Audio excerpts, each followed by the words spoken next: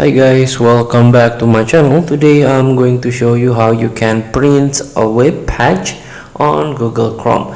So maybe you need like the hard copy of some pages, some website highlights for your boss or for you keep by yourself.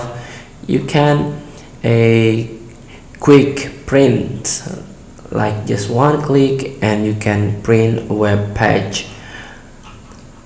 Please make sure connected your printer to your PC or your laptop and open your Google Chrome, open the size that you want to print and click three dots at the top of your screen, and here search for print, or you can just Ctrl plus P key. You can click it. Now this is the page. There are three pages. Here you can choose the color for your printing output or printing result, black and white and colored, layout,